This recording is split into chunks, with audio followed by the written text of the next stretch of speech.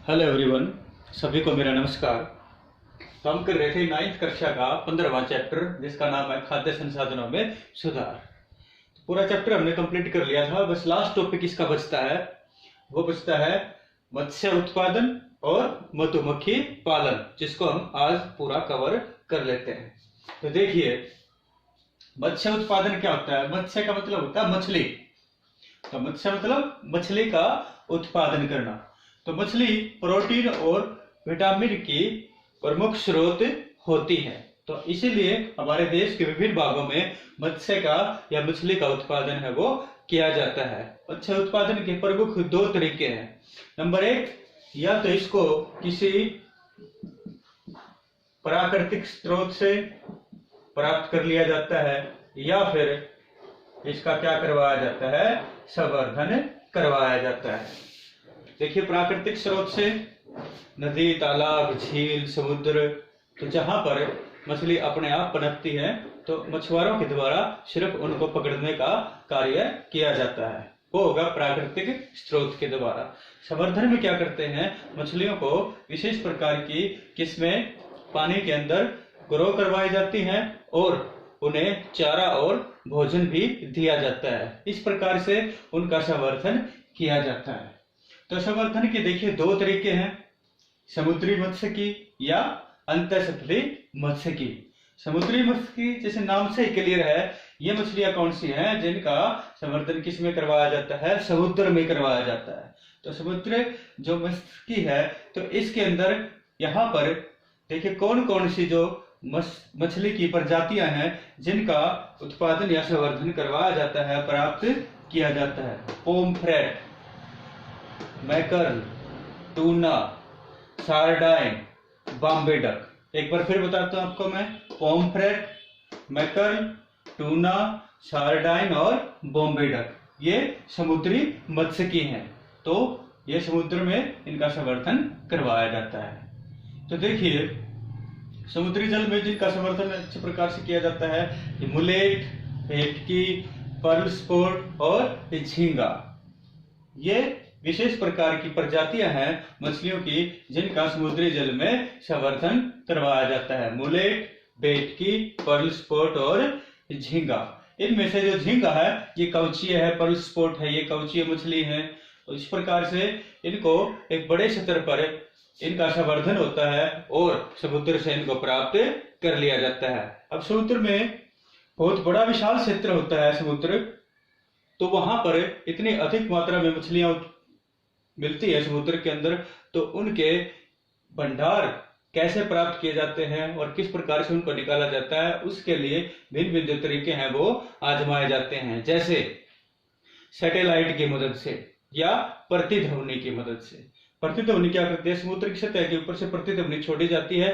प्रतिध्वनि समुद्र के जो अंदर जो बहुत बड़ी संख्या में मछलियां होंगी उनसे टकरा के आएंगे, उससे अंदाजा हो जाता है कि इतनी गहराई के ऊपर एक एक पूरा का पूरा जो मछलियों का भंडार है वो मिलेगा और वहां से उसको प्राप्त कर लिया जाता है। और इसी प्रकार से सैटेलाइट की मदद से, उपग्रह की मदद से मछलियों के जो विशाल भंडार हैं उनको सैटेलाइट के माध्यम से उनका पता लगाया जाता है और फिर उनको समुद्र से निकाल लिया जाता है। तो ये था समुद्री मत्स्य की। उसके बाद अंतःसतही मत्स्य की। अंतःसतही मत्स्य के अंदर क्या आता है? अन्य स्रोतों से समुद्र को छोड़ के, जैसे नहर है, नदियां हैं, तालाब हैं या झील है, तो इन स्रोतों से मछली को प्राप्त किया जाता है। नहर, नदियां, तालाब और झील, तो वहां पर मत्स्य संवर्धन किया जाता है, मछलियों का संवर्धन किया जाता है। अब देखिए, तीन विशेष प्रकार की मछलियों की प्रजाति है, कटला, रोहू, मरगल। जो कटला है यह जल की ऊपरी सतह से भोजन को ग्रहण करती है। रोहू है जल के मध्य वाले क्षेत्र से भोजन को ग्रहण करती है।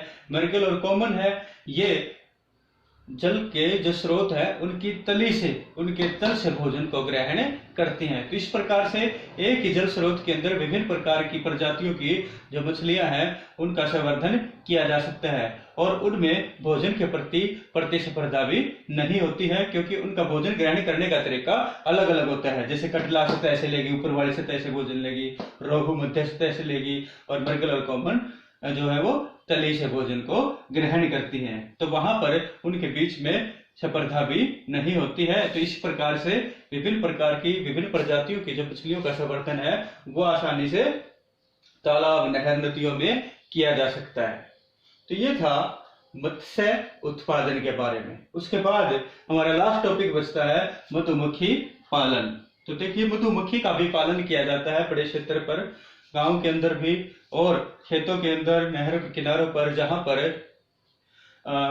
आसपास फूलों वाले पौधे अधिक होते हैं। तो मधुमक्खी का पालन किसके लिए किया जाता है? शहद और मोम के लिए। शहद और मोम के लिए दोनों का ही इस्तेमाल औषधि में, विभिन्न प्रकार की दवाइयों में, औषधियों में किया जाता है। तो देसी प्रकार की जो किस्म होती है मधुमक्खी की, जो हमारे यहाँ देश में नॉर्मली देसी जो मधुमक्खी होती हैं वो है Apis Serena indica, Apis dorsata और एपिस फ्लोरी। ये तीन देखिए, तीन प्रकार की प्रजातियों की देसी प्रजातियां मिलती हैं हमारे देश के अंदर। Apis Serena indica, Apis dorsata और एपिस फ्लोरी। जो इटली की प्रजाति की जो मधुमक्खी होती है उसका नाम होता है एपिस मेलिफेरा। तो जो एपिस मेलिफेरा का उत्पादन, जो पालन किया जाता है वह बड़े क्षेत्र पर किया जाता है, क्योंकि इसके अंदर मधु एकत्र करने की, शहद को एकत्र करने की क्षमता सबसे अधिक होती है। ये मक्खियां, जो मधुमक्खियां हैं, ये डंक भी कम मारती हैं और बहुत ज्यादा मात्रा में शहद को इकट्ठा करती हैं और लंबे समय तक जो छत्ता है, मधुमक्खी का जो छत्ते हैं, उसके ऊपर ये बनी रहती हैं और आसपास के क्षेत्रों से ये बहुत ज्यादा मात्रा में शहद को बड़ी आसानी से एकत्र कर लेती हैं। कौन सी? इटली प्रजाति की एपिस मेलिफेरा। तो इस प्रकार से मधुमक्खी का जो पालन है वो किया जाता है।